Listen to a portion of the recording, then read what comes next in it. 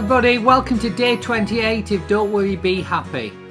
And I'm going to look again at the verse that we discussed yesterday from Proverbs. Well, it's actually two verses. Proverbs chapter 3 verses 5 and 6. Once again, I'm going to read you that from the Amplified Version.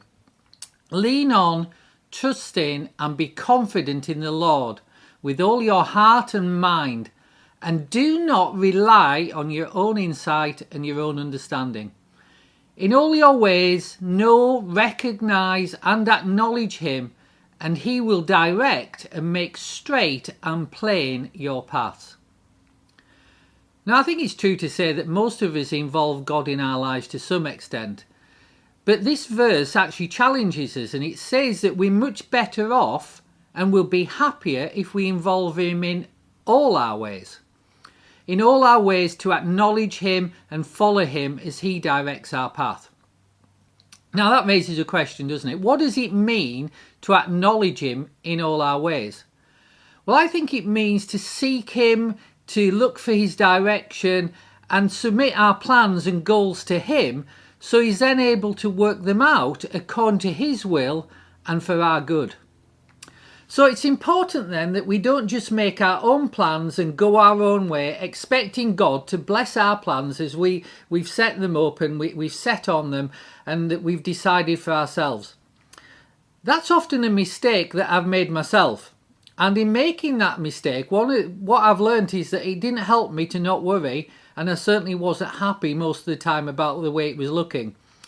And I've discovered two things about this approach. The first thing about that, wrong approach, the first thing is this: when I zoom ahead with my plans, when I've gone ahead, just rushed ahead, I've mostly only succeeded in getting way ahead of God's better timing for my life. And, pushing on ahead of God, rushing ahead, only served to lead me way out front on my own, disconnected from God, with only myself on to rely on and consult. And I kind of realised over time that that's really not a good recipe for not worrying and being happy. And it certainly isn't the best recipe for getting the best in my life. Now, let me just be clear on that. It wasn't that I shouldn't have planned or that planning is bad. It isn't. Planning's good. We should plan. It's a good thing to do. But as we've discovered in this series, God knows best. It's his will and his purposes and his direction for our life that will give it the best outcome, the most fulfilling outcome, the most worry-free outcome, and the happiest outcome.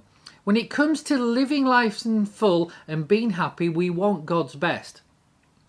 And so the key isn't to stop planning. The key is to involve him in every aspect of our planning, every stage of our plans, and to receive his wisdom and receive his direction for those plans. Now, the second thing I learned, it's kind of connected, but it's a little bit different, is the importance of humility when it comes to planning. Jesus asked us to follow him. He didn't ask us, and he didn't say to us, get him to follow you around as you work out your own plans. He asked us to follow him. And I've learnt that the way to be happy and not worry so much is to follow. That is to walk humbly in God's sight. The way we do that is to acknowledge God and wait on his direction, refusing to set off, refusing to act out of our own flesh or out of our own emotion or feelings. And that's often, I've found, involves me about being content just right where I am and waiting until God shows me the next step or he shows me something better. So today I'm just going to pray for you. Father, help me to remember to involve you in my plans and not to find myself way out front on my own, but following you as you lead me in perfect peace. Amen.